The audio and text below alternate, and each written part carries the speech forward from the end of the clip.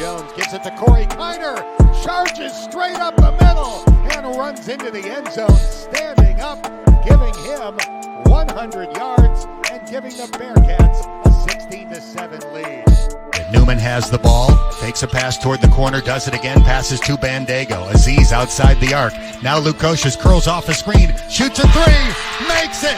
He made it. 3 seconds to go. The Bearcats up by 1. San Francisco launches from center court. No good. Simas Lukosius.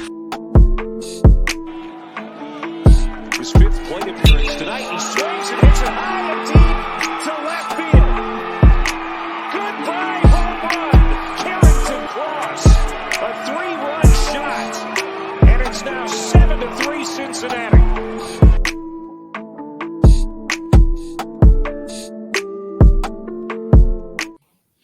Ladies and gentlemen, welcome back to the GoBeercats podcast, part of the Catskeller Social Club and the Bearcats representative to the College Huddle community. That's Darin. I'm Brandon, back like I never left. And Darin, week 0 is in the books. We have Bearcats football this Saturday. This Saturday. I'm so excited. I don't even know what day it is, probably due to the lack of sleep as well. But how's it going, man? How did week 0 treat you? It treated me pretty good. That first, even though College Game Day was wasn't a ruckus crowd out in Dublin, that first theme song hit like crack. I was like, oh yeah, here we are, we're back. Finally. I watched football from sun up to sundown. It was glorious. Yes. Absolutely, yeah. I tuned in right away. I had been up since like 6:30, and I was like, man, they need to start the show earlier. Like, we got to I don't know if I'm going to make it till 9 or whatever. But yeah, great game to start us off with Florida State and Georgia Tech.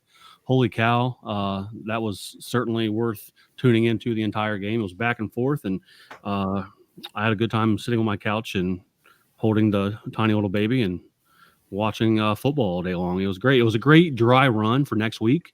How's he going to act? Is he going to, let it, get through a game? I probably got 90-95% of that Florida State game. So we're ready for next week. There you go. And congratulations to the people. Thank you. Yes. You're welcome to fatherhood. So I appreciate it. It's the people are serious when they say you lose a lot of sleep. If I'm fumbling my words here today, I am kind of a little nervous to get back. It's been 2 weeks since really 2 shows, but really it's been 3 weeks since I've been behind the mic. So it's not just the 9% beer that I have. If my brain is fried due to lack of sleep, hopefully the beer helps, Darin. In Cincinnati today, it's like 95 degrees. This week we had fake fall though. It was 70, 68 degrees. It was beautiful. It was like football is in the air. So what did I do? I rushed out and got fall beers. So I got Spooky Tooth Imperial Pumpkin Ale. And I was like, tis the season already. And then yesterday and today hit, and it's not really pumpkin weather anymore, but damn it, I'm drinking it anyway. So I've been looking for upping my stock of beer. My best friend visited last weekend, so he brought me some things I requested from Cincinnati. I really wanted to try. I've been on Urban Artifact run, as you know. So I want to try the peaches and cream ale. Nice. It's a little disappointing. It really kind of is just like a general sour, unfortunately. Okay. I think this is something that would work more as like if you're trying to get the peaches and cream, probably more as a stout or American stout of some kind, and really get those flavors to complement that. I've also seen some. When I was in Louisville, I've seen people try sort of a foam, like a milkshake foam cold brew. They have alcohol infused, so maybe something like that. Yeah. Okay. Yeah. I like it. We're set here. Like I said, I'm excited to actually talk real Bearcats football. No, not like I guess there's some speculation today as we kind of will preview. Towson, I think we got a pretty good rundown of that. I tried to not a ton of stuff available out there on Towson, really. But we did the best here to put together a solid preview. We got some things. We'll tell you guys who to look out for, and maybe I don't know. Will we do like score predictions this year, Darin? Should we do that each week? Why not? It could be fun. Yeah. We'll wrap this up. We'll put a bow on the episode by doing some score predictions. I kind of want to dive a little bit more into some week 0 thoughts, Darin. Mm-hmm. We saw number 10 Florida State upset at the buzzer, thanks to I don't know how long the field goal kick was. Was it a 50? It was a 50, around, I think like a 50-yarder. Yeah, they were nailing some crazy field goals that game. Dude hit a 52-yarder, and then I think he hit like a 59-yard field goal. It was nuts. So the legs were out, but certainly not the way you want to start. Heading into week 1, you already lost the game. That's a tough look for Florida State. Yeah, I mean, the key to that game: run the dang ball. That's what the coach said, right? Right? Yeah. I think there's no bigger pride for an offensive lineman than knowing that they could just push their way down the field. And I mean, that's his background.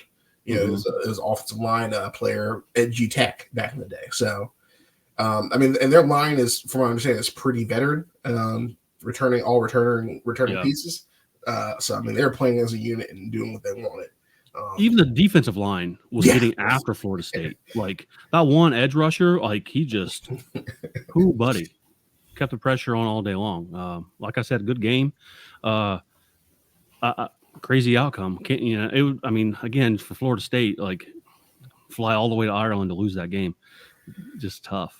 Meanwhile, DJ Uongo, like, it's just like, I won't say disastrous debut, but it was not impressive. I mean, he definitely not impressive. Under 200 yards passing. Just, yeah. So I saw someone make a point. I mean, he threw for no touchdowns. It was just not a great time. It's one of those things. I saw someone make the point that DJ is one of those guys who probably peaked in high school as far as his talent ceiling goes. Yeah. And maxed out stats there. But I was like, I don't know if that's completely the case. He probably more so peaked as a freshman, depending on how things go now. Yeah. But what's funny about that, if you remember the show QB1 Beyond the Lights, it featured the likes of Tate Martell, I think, was there. Not CJ Stroud, but space on his name. Bears to the Steelers now. Justin Fields. I blanked the mess out of his name. Justin Fields was on that show. I don't know how I pulled that out of my brain. Justin Fields was on that show. I'm embarrassed I forgot his name, but he was on that show. But what's funny is the guy that they were covering at St. John Bosco lost his job to DJ in the show. And so he made like a brief appearance on that show, but he was never actually fully recovered, as one of the guys they followed. So he was always in the background. It's just amazing. Spencer Rattler was also on that show. He had that infamous, moment where he was like talking about his receivers, if you remember back in the day. I think I do kind of remember that now that you say that. Yeah. So, but yeah, it's funny. There's guys that are in the NFL that are featured on that show, and then DJ was hanging in the back in one of the series. I think in like season 2 or something like that, or season 1. So,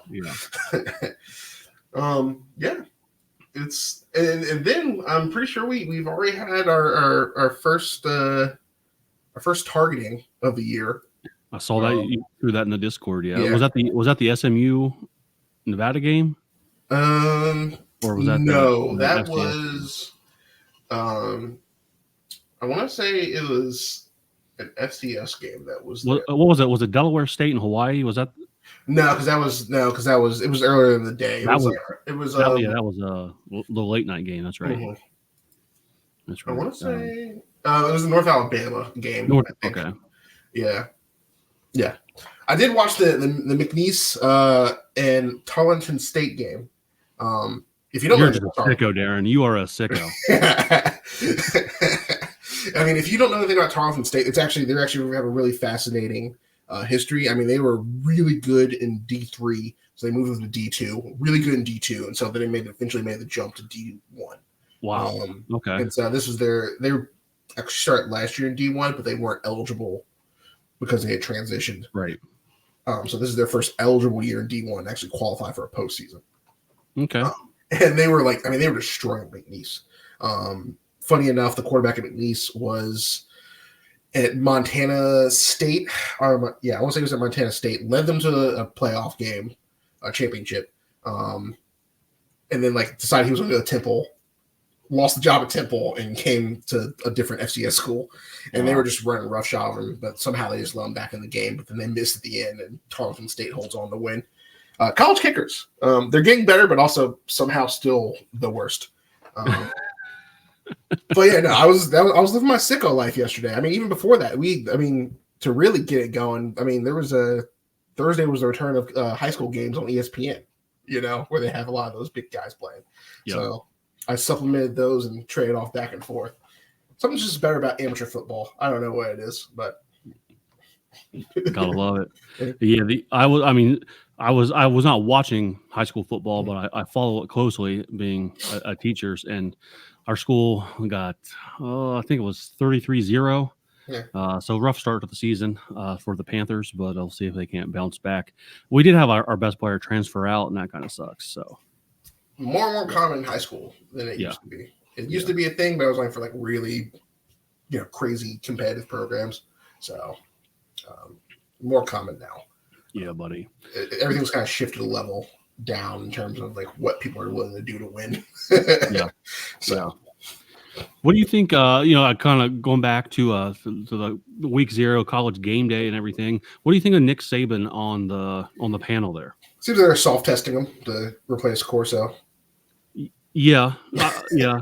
And just his he has such a dry personality. The insight that he can offer is unmatched, right? There's no denying that. But when you're sitting him next to Pat McAfee, the difference in personality, the way they deliver their speech is just it's just so night and day. I don't know if that's the move. I don't know.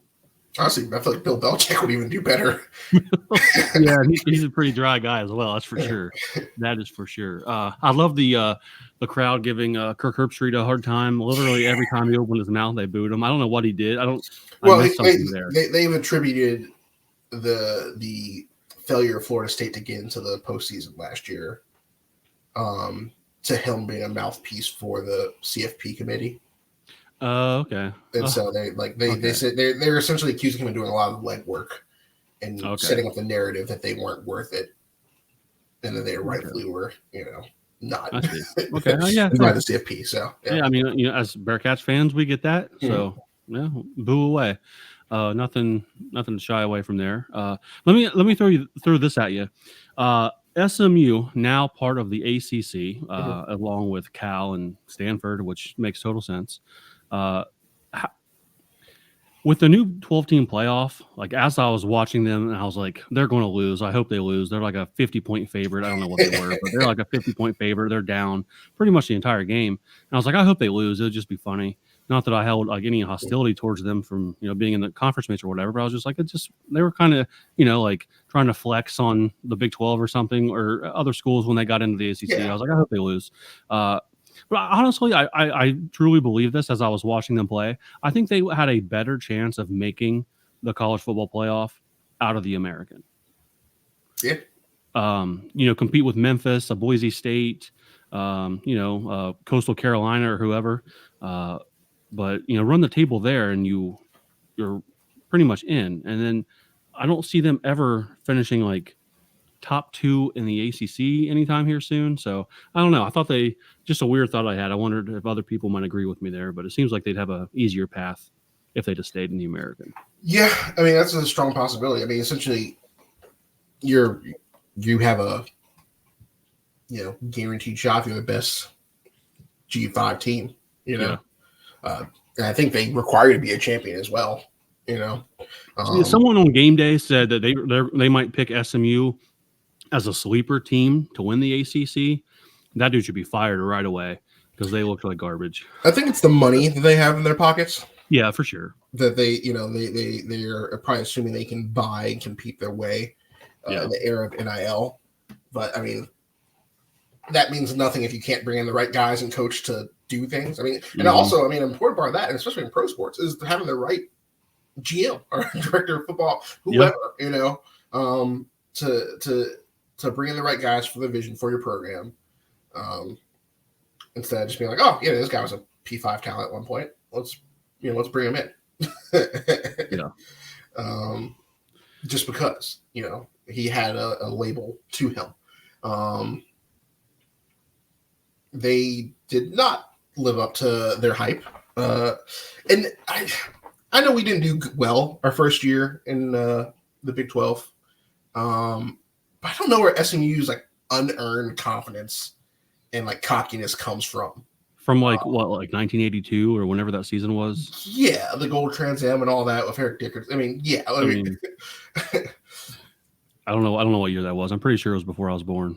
The Pony Express, it was the 80s. So they pretty much, they got in trouble for recruiting back then. That was the whole deal. They were recruiting and paying players and families. But no, they came in. They got that invite to the ACC, and they were like, "Oh yeah, this is the best conference ever. Yeah, we're in." I'm like, I get Ryder and Diane and stuff, but like, it's the SEC mentality back when like it was just Bama that was really good, right? And everybody else was kind of riding off of their coattails for a bit. They just got here. They have nothing to. They're affiliated in theory. Until actually being here now. So, yeah, they kind of pipe up on Twitter. I didn't understand that. Weird. I didn't go out and prove us wrong, obviously. Please do. Yeah. But I mean, they did win, so at least they squeaked it out. A win is a win, I guess. Yeah. Speaking of people who chirp online, yesterday, maybe the day before, it was breaking news that the Big 12 is in early talks to bring UConn into the fold in the next 10 years. Please, God, no. I think that's exactly what I tweeted. I really don't want that to happen. I don't know. I mean, just like, even if you're a Big 12 fan, and you're listening to this just because you were bored and maybe you're a Kansas fan or a Kansas State or, whoever, wait till you interact with these UConn Husky fans, you guys. Just wait. Maybe you think maybe it'll be fun for you guys. I don't know. Not a great time. Crazy things happen in Storrs, Connecticut, or Hartford, Connecticut, or wherever you're playing. So, I mean, football, they offer absolutely nothing. No. Definitely would be the bottom of the bottom feeders for a while. Basketball, of course, they are what they are. They're that's why it also play, but they've also said that football has to meet a certain threshold to join eventually anyway. They do have plenty of time to get something going there. Yeah. I mean, and even for a bit, their basketball program was kind of dying out for a sec. Yeah. Yeah. It miraculously bounced back out of nowhere, it feels like. Yeah. And, but yeah, I mean, for the few years where they weren't that good, they were talking a lot of trash. I'm just like, why? Not that we were, amazing for a certain point at that period of time, but the amount of trash talk they had was. The Big East is a good enough basketball. Yeah. But yeah, we'll see. Hopefully, something falls through there, or somebody else better wants to join. Looking at they're here for basketball. That's what it is. That's it. So I don't know. Yeah, women's basketball too. They're up there, of course. But I don't know. We'll see. Hopefully, that doesn't come to fruition. I would certainly hope it doesn't. One thing that I do to try to segue out of talking about UConn, because that is miserable. One thing that is going to come to fruition, Darin, is the Den Tailgate. Yes, sir. That is. Let's talk about the Den before we get into Towson, and then we'll talk some football and what to look out for. Yeah, as your official Den ambassador, it was my pleasure to be a proxy for Brandon Tram, I guess, a figurehead or puppet, if you will, in preaching the good word of the Den. But yeah, no, seriously, it's the 10-year run of this reunion. Reunion. Yeah, it's been a good run. I wasn't in the first year, but I came in the second year of its existence. But essentially, it came to fruition from Rally Cats Train was heavily involved in that back in the day when he was in school.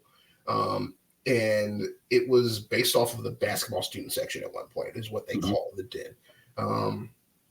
But involved from there, and he kind of just took it and ran with it and organized some people and built out the tailgate. Those early days were fun because he would get like, something to enhance the experience there. Like he had one of those classic, if you remember, like the drink coolers in convenience stores that were shaped like the can.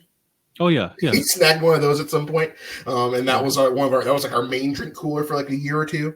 Nice. But as people have joined and helped throw money at the project, we've only gotten better and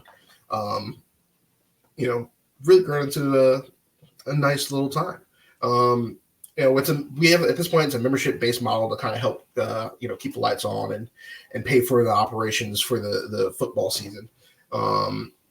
They sell them as sort of a season pass model or a donation based on if you're only showing up for a game or two. Yeah. The prices this time around, I think we have raised them. I want to say it's kind of like levels this year, right? Like, we're doing levels. Maybe you just want to show up, and that's like one is open to everybody. So all listeners here certainly can get involved. Darin and I both tailgate there. I will be there when I actually get chances to go to football games. So it's like I was just some random that showed up. Like I didn't really know anyone. I brought my own cooler the first time. Yeah, you're ready to go, right? I did not need to lug that all the way across campus. And then now I know so much more people from just joining. So everyone's super friendly. I was at that time, I felt like I was like one of the oldest people there, but now it's all ages, way older than me, way younger than both of us, I would say too. Well, I think like this is year 10, Yeah. Right. I mean, obviously I can't speak for everybody else, but I joined in year 2, but essentially like a lot of us have grown with the tailgate. Yeah. People got, who we were, coming out of that party phase, have families now. I'm married. I was a college student when that's, when I joined. People got kids, then everybody pitches in. You can train yourself now, married with kids.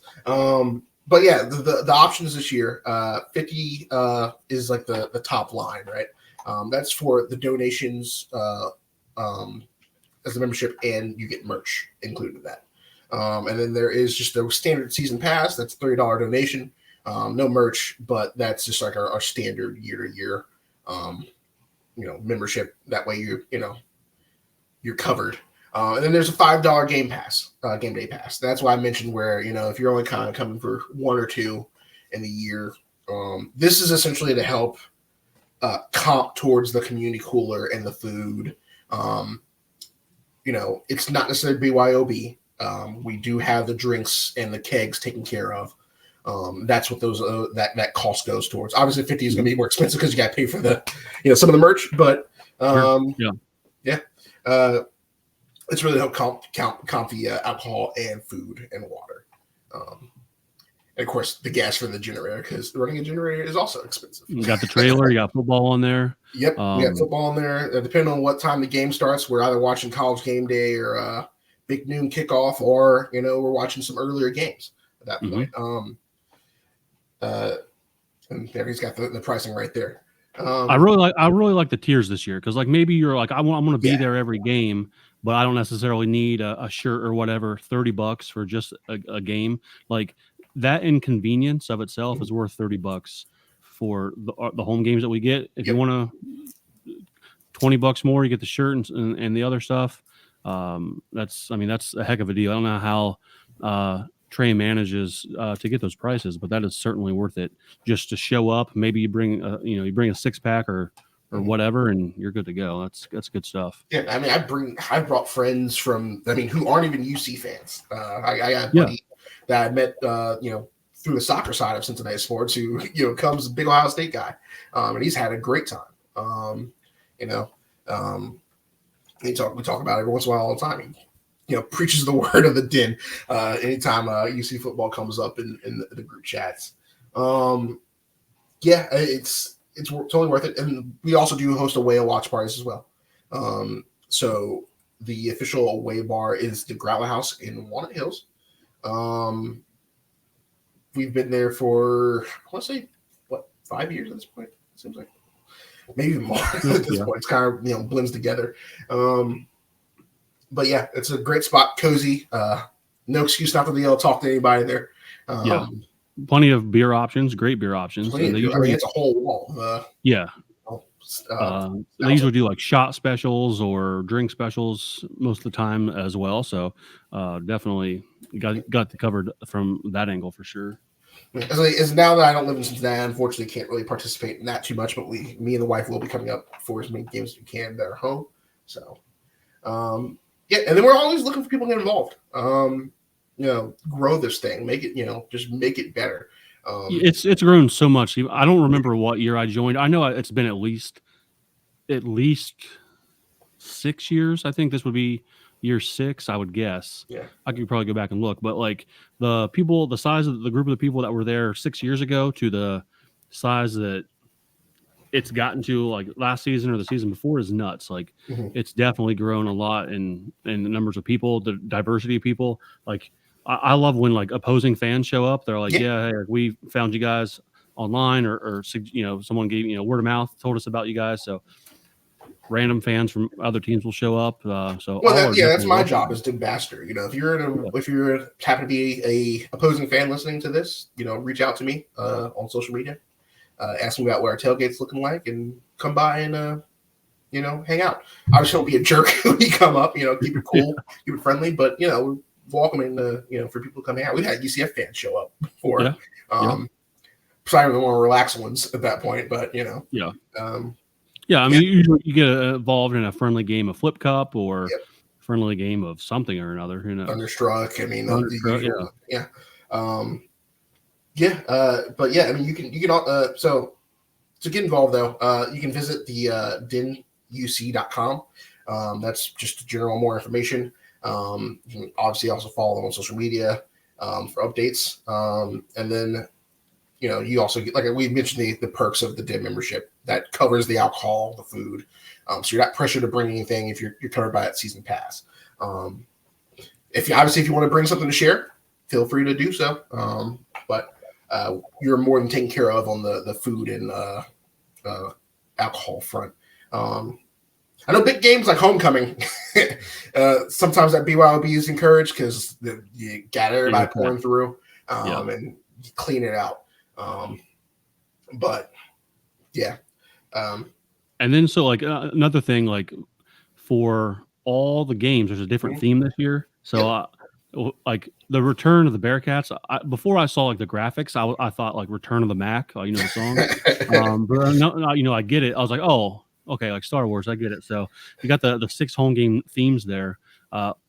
This is their Instagram at the Den Tailgate. So definitely see there. But I'm anxious to hear Brandon's thought process on some of these other ones. Like I get they're all like 10 themed. I see that X Games, X is 10, X marks a spot. 10 out of 10, the Den. Of course, we got the DJ with that favorite saying of mine. So I'm anxious to see how these themes come to life. Yep, we do have a live DJ every game. Usually that's DJ Mike Wazowski. I don't think he's going to be at every game this year, but generally he is the one rocking. That's his catchphrase. 10 out of 10 rocking with the Den. True words have never been said. I don't know if this was last year. And, well, it had to have been last year because Cincy Light didn't exist before that. But the Cincy Light keg tapped right from the trailer. Yes, that's a nice touch. Not every tailgate has that. That's some great ingenuity there. Tap handle right there beside the big screen on the trailer. It's just fun to pour your own beer that way. That's worth the experience right there. I think we were impressed when with that first one we finally blew through one of the kegs. We had to switch it out instantly. I mean, since Light is obviously just everywhere and anywhere, and the community's taken a shine to that. Oh, for sure. Sometimes we'll travel for games depending on location if it's away. Generally, those are kind of turned into like our brother and sister tailgate when we hook up with ROC Republican Cincinnati. So good friendly relationship with them. really join the Discord. A lot of the people in there are Den and ROC members in that community. When you join the CSC. Hell yeah. The Den UC.com is where you want to go for all that. Yeah. I mean, yeah. And like I said, we talked about the growth. It's huge. You just gotta be there for big games. Yeah. We hope you come out and enjoy it. I think one of my favorite memories of the Den thus far is everybody talks about the playoff year, but the playoff year before we played the AAC championship game, everyone was gathered around watching that Big 12 game. It's my favorite menu too, or my favorite memory. Gathered around just watching that. I mean, just you couldn't see over anybody because it was just a mass of faces turned in looking at the trailer TV. And this the elation and celebration as things went our way for that game. So yeah, it was epic. And kind of along that same thing here, Darin. If you're interested in learning a little bit more of history from the Den, Brandon wrote this piece, Top 10 Bearcats Games in Den History. I won't play spoiler here, but I know the game that you're talking about definitely made this list. So I'll put the link to this on the catskillersocial.club website. I'll put that in the show notes for people if they haven't seen that yet. Definitely a good read, a good stroll down memory lane for some epic Bearcats tailgates and football games. So good stuff there. Yeah, I think one of my other favorite memories is just the fact that Train has come up with creative gimmick drinking things. Like I said, I mentioned the old cooler, you know, but then he also had the Flabongo. It's been officially retired since COVID hit. But you know, hollowed out Mingo for beer bongs, and then he made a Padrinko board as well. Yeah, so, I remember that thing. Yeah, that was a lot of fun. So there's always some creativity and some fun around. You know, we want you to come out and hang out and have a good time. Say hi to us if you see us. And cheer on. We had a couple people do that. A couple people just like, hey, we'll listen to you guys every week. And I think the guy was from Chicago. He was in town. I remember him from my early years in the Den. He used to be one of the my game day buddies because he would always be there. I would always be there. So and they eventually moved to Chicago after graduation. So yeah, love it. Good stuff. Darin, I need to grab a Cincy Light, and then let's talk football. Let's do it. I want to try to make this beer run as quick as possible. All right. Yeah. It's kind of more of a beer slide. He doesn't have to run anywhere. I'm back. Cincy Light, something a little lighter here. Talking about Cincy Light from the tap just made me thirsty. So pair that with some Bearcat barbecue chips as well. Ooh, yeah, the little sweet raspberry. Yeah. I forgot. I love those. I'm addicted to them. Honestly, they're really good. Well, definitely have to get some for Saturday as I pissed a lot of people off saying I'll be watching the game from my couch with no season tickets. UC has targeted the shit out of me, emailing me at least once a week. Hey, we still got your tickets. Log on. Hey, do you want your tickets? We got them. Log on. I bet I could log on tomorrow and I could still get my season tickets. And I thought about it. They tempted me, but it just wouldn't be worth it. And I don't know. That's shout out to the athletic department, honestly, for trying to keep hey, if they email me one or two more times, they might catch me a couple beers deep, and I'll say fuck it, like let's just give it. They send you the "you up" text of click this link one time and you will have your tickets. Like, I didn't mean to, but yeah. So I'll be watching it from the couch for the first time for a while. There are definitely things I'll miss about the game day, but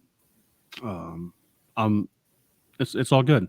I'm excited to see a Bearcats come out and get a victory.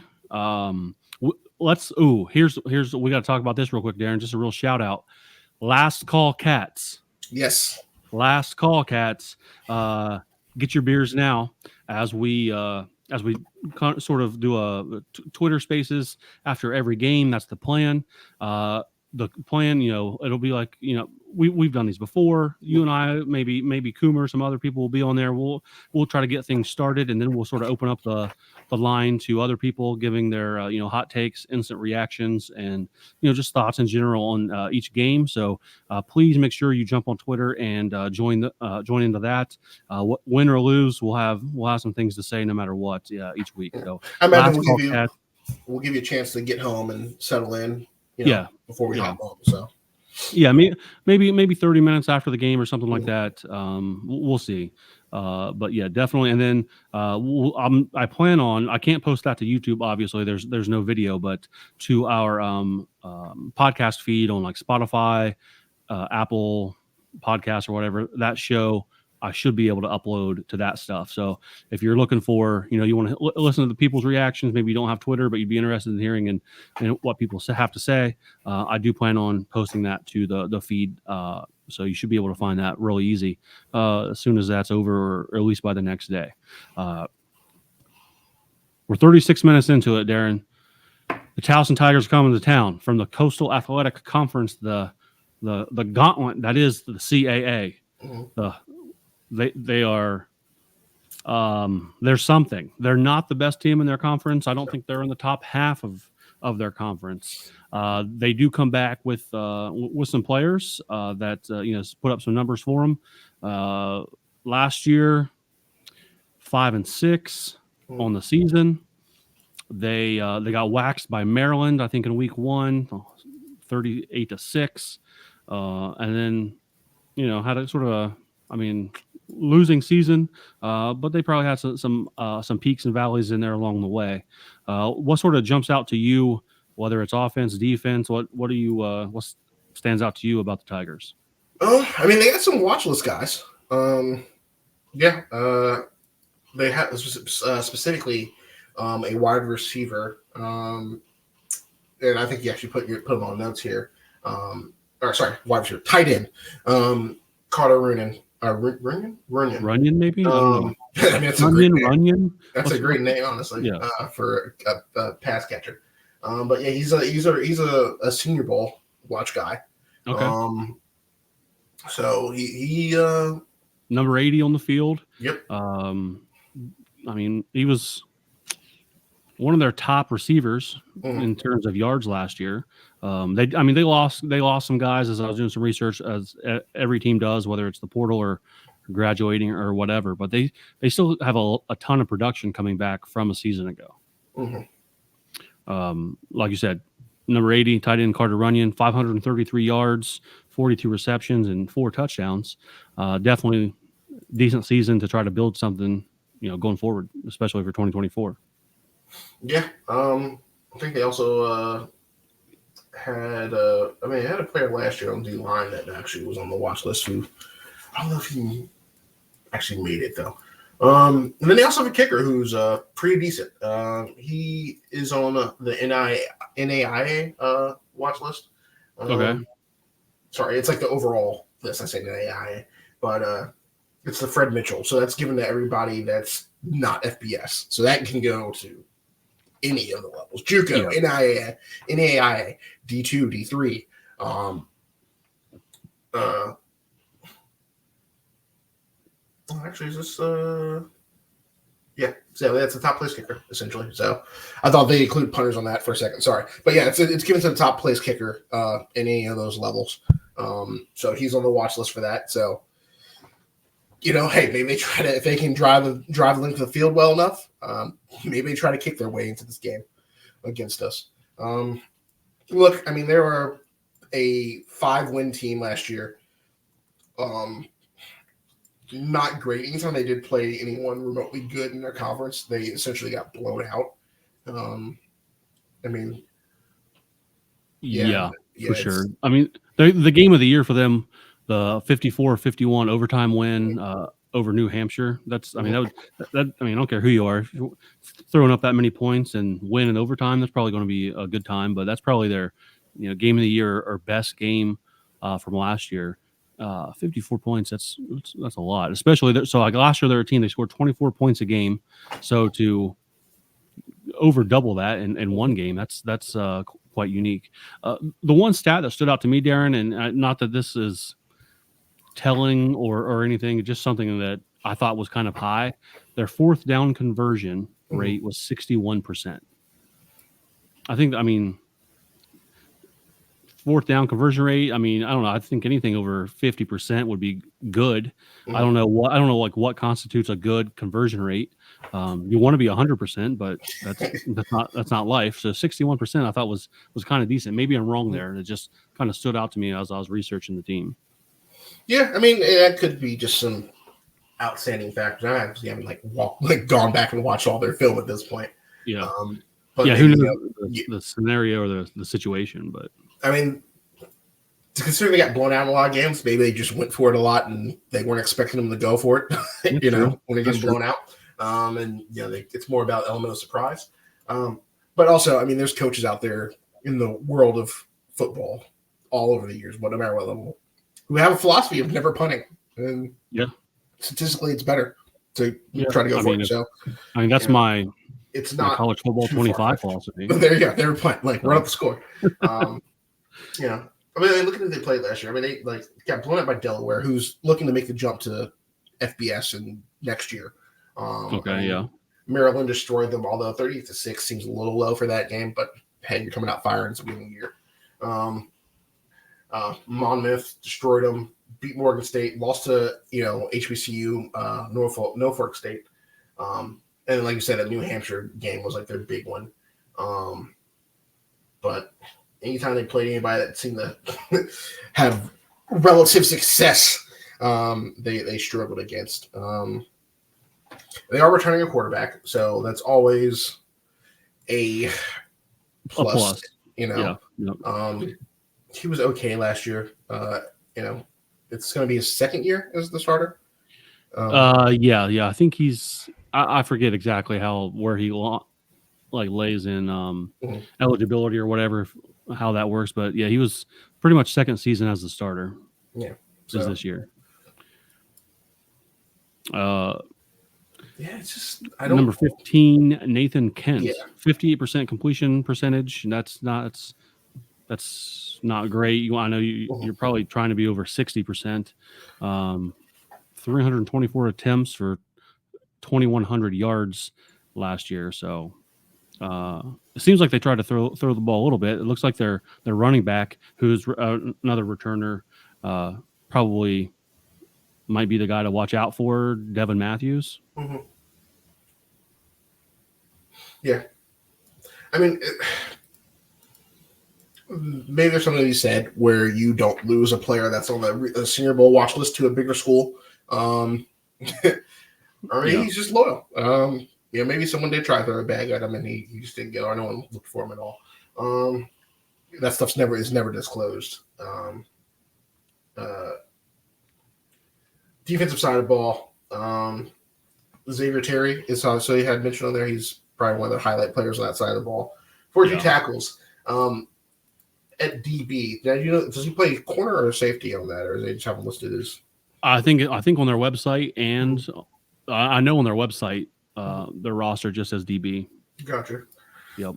I mean, either way, if he's making 42 tackles, that means that a lot of players are getting to the second level, and he's skilled enough to at least make a tackle and end it. But they should be. I think last year he was second or third on the team, but their two leading tacklers aren't on the roster, graduated, transferred, whatever. So he's the guy left with the most production. Even still, at third as a defensive back, it's not one of your, that rush game is looking a little suspect there. Yeah. We don't. There's not a ton of stuff here on Towson, right? It's hard for me to track. We gave you a couple guys to look out for. The only other guy, number 26, Chris Watkins, he's a wide receiver. He had 4 touchdowns last year. Their running back, number 3, Matthews, he had 9 touchdowns, almost about 650 yards. So he's probably pretty decent. But let me ask you, Darin, what do you think? What's the Bearcats' game plan for this? Is it just go out there and sort of not go through the motions, but show as little as possible and just out skill them? Or are they trying? What do you think they're trying to get some stuff in for the very important weeks to come here early in the season. Well, I mean, they're going to script their game plan regardless. I mean, most teams have a script that they go off on the first few plays. Right. You're not. I mean, you're in a dangerous situation if you're thinking, "Oh, let's try this," just because to start the game. Now, if you're blowing them out at that point, yeah, maybe you start, getting a little weird, and seeing if some stuff works. But also, do you really want people to know your tricks of the trade if you're kind of handling them? I think not. You'll probably definitely rotate some guys out if things are going well enough. But I look for them to establish the run early, make sure that's still working the way they intend it to. Yeah. Okay. And then start warming Sorsby up and getting him some short intermediate throws and seeing where the game opens up from there. I would say establish the run. I think you're 100% correct on that. But honestly, I think establishing Sorsby's confidence, yes, early on in the game and early on in the season will be pretty important too. Yeah. We know Satterfield likes it's 50-50 run pass sort of offense anyway. So I think it'll be more of the same. I think establish the run and establish quarterback confidence for sure. Well, I mean, and who knows if they're looking for a certain look too, if they come out and give them a certain look, if they've done their film and they have something in the store for that, who knows? Obviously we're not in those meetings. But they have a script. They probably have something they're looking for that they can exploit. If they get a look they want and they have the right play called up, they'll go for it. But I mean, 100% seeing looking for them to establish a run to start, because that is where Satterfield makes his bread and butter on the stretch plays, and that's what he wants. Yeah, that's what he wants. They will work on Sorsby's confidence in. He's won the job, by the way, in case no one's known at this point. QB, we know that. I don't think it was ever really in doubt. I think the guys probably pushed him a little bit because they probably showed up a little bit better than maybe expected for their levels and position, but it was always going to be Sorsby. It feels like, barring some sort of crazy injury or something. Somebody was looking like a freak. He brought him in to be the guy for sure. Yeah. But yeah, I mean, like you said, there will come time to establish his confidence. I imagine it's gonna, be some shorter routes, some hitches and comebacks, some short out routes, things like that. I look for the tight ends to get involved early, whether it's blocking or catching some stuff over the middle. We heard big things, good things coming from camp about the tight end room. Yep. Xavier Henderson's back. We know he was Emory Jones' favorite target last year. See if he can't, establish that trust with Sorsby here early on too. This next couple of weeks are going to be really interesting. This time last year, we blew out EKU. We beat Pitt. It was we were feeling ourselves a little too much there. So we'll see if we can't extend those feelings for a couple more weeks this season and get off to the start that we really want and need. Something for me that I think is going to be interesting, Darin, is we have so many new guys on defense. Is what that's going to look like. We did the defensive preview show. That was the last time I was on here. And there, so many new guys. It'll be interesting to see where the production comes from. We've not heard anything about Dante. I don't expect to see him for the next couple of weeks. So I know we lost the other transfer. Transfer guy in, lost him off the D line. So it'll be interesting to see who's ready to play this the new Vite, right? That's the guy's name, the new DC. We'll see how far along they are into this new system with a ton of new guys. Yeah, looking on the opposite side of the ball, we talked a lot about the offense there for a second, but we're looking for them. But we're looking for these guys that seem like they know their assignments. No blown coverages to start the game. Fill the right gaps. Don't pass off guys to no one that's there and let them run free. Know your assignments. And unfortunately, the way the sport's played, it's just a disadvantage for the defense regardless. You can't try some things to get guys comfortable. You just have to come ready to play. Yeah. You know, and the good thing this time of year versus last year is, even though we don't have a lot of cornerbacks that are ready to go, still having 4 that are trusted to be able to play is better than where we were last year. Yeah. So I'm not as worried about us, just letting some deep threat go down the field out of nowhere. If we do, obviously I'm going to get it under control and not roll my eyes just then. But I'm sure everybody's going to be looking for patterns and signs of last year. It's the first game of the season. It's generally too early to read into things unless some things just go terribly wrong. For whatever reason. Yeah. And also just special teams. I just wanted to see if the special team. Yeah, we didn't do a special team show. We could have done a whole show dedicated to that. They were not good last year. I know. Listening to you and Coomer doing the offensive preview, you guys kind of hit on it and talked about Satterfield's reluctancy to sort of, this guy can't catch the ball. Why? Let's try another guy on the sideline, see if he can catch the ball in punt returns. We didn't really see that last year for whatever reason. So is that? I mean, it's on the player to catch the ball, but when you don't have I don't know. It seems like that could have been something that was fixed. So stuff like that. Blocking for game-winning field goals, of course, that came back and bit us in the ass for Miami. So there's room to improve on. Just guys not playing ball last year. Defense, special teams, it doesn't matter. Yeah, we'll look for improvements. Now, I mean, last year we beat EKU 66-10 or 66-13 or something. So, whatever our score predictions are here in a moment. I don't know how much of this is probably more of a warm-up game, get things right to make sure that everything feels good. And then, turn your attention to Pitt for week 2. I'm not going to be, to the moon if we win 72-10 or something. I'm going to be like, all right, that was cool. Way to pad the stats here, boys. But Pitt might be a little tougher this year. Maybe not, but it's still Pitt. So you got to come ready to play. So don't look past Towson, for the love of God. Yeah. Please don't be SMU Nevada. Yeah. Let's not do that. Yeah. Well, I mean, SMU Nevada are still FBS teams. Don't be New Mexico. Right. Oh, yeah. That was the other. Yeah. I don't know if we talked about that at the beginning. To be fair, though, Montana State is a historically good, yeah, FCS program. So you're kind of the wrong one. Remember, we were a 3-9 team last year. True. So they could be looking at us, looking their chops and be like, we got, an opportunity here. So I don't doubt they're going to come ready to play, This team, the big thing that we've heard about this team all summer is that they seem like a more cohesive unit. Mm-hmm. They seem like a team. So Satterfield has installed his culture. It's, and sometimes, unfortunately, that does take a whole year to do. Yeah. Luke Fickell had such a strong culture. I mean, 6 years in the program, that's hard to shake off. It just is. So once that's established, hopefully everybody's playing their style of ball. The running game works. We got a new defense.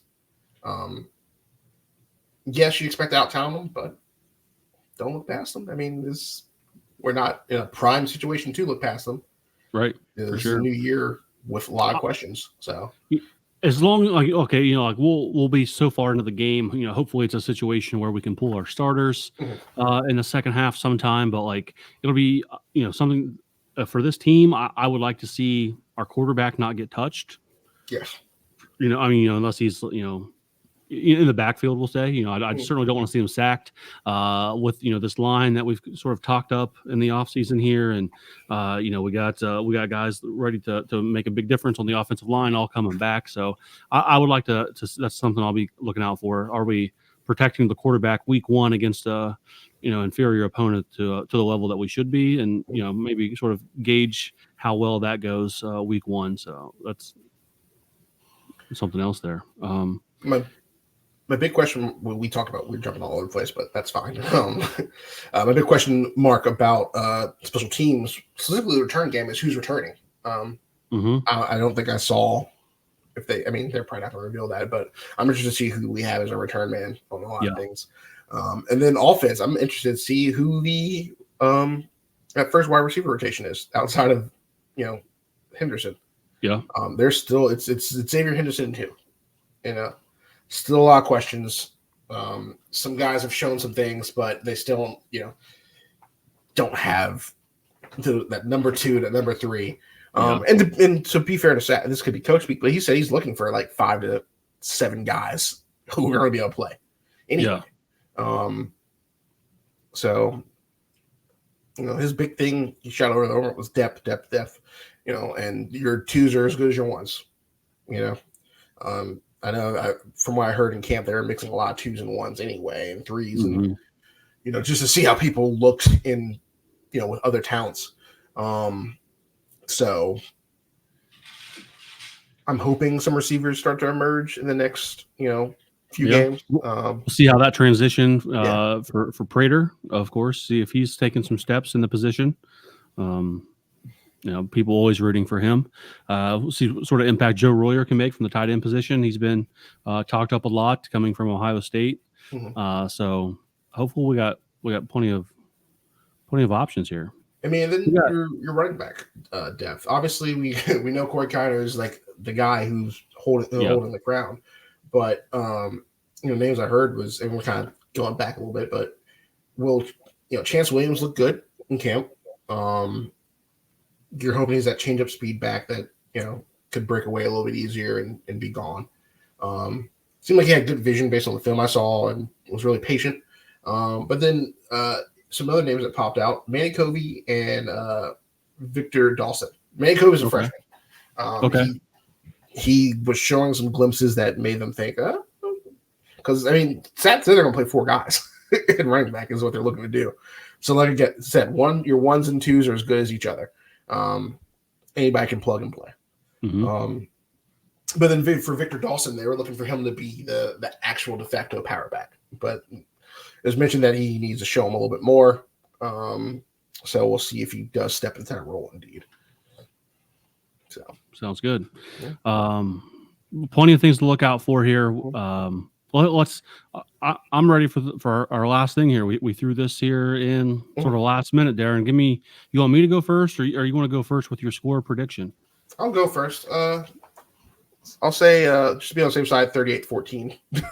38-14. You and I are like-minded there, sir, because halfway through the episode here, I wrote down 42-14. So we're in the same neighborhood there for sure. Well, let's see. I mean, that's going to be a tough one to see who's closer. That's not a lot you are, but it's Well, we'll always take more points for sure. I mean, you got to think. I mean, we had a championship caliber team, or at least CFP caliber team that had to turn it on in the second half against their, FCS opponent one year. So crazy things can happen in these games regardless. It's still got to play football at the end of the day. So. True. Very true. Good stuff here. Good to be back. I will talk to you again Saturday after the game for Last Call Cats to make sure everyone joins in there. If you're still with us and listening here, appreciate that. Subscribe to the YouTube channel, please, for sure. Up over 100 subscribers. So that's legit. See if we can't get the goal is 1,000 for YouTube. I think that's like the threshold on whether you've made it or not. But join in. We'll be back next week to sort of dive deeper into what went right, what went wrong for the Towson game, and then of course talk Pitt. Gross. It just makes me nauseous saying it. So Darin, I'll leave you with this. As always, cheers and go Bearcats. Cheers and go Bearcats.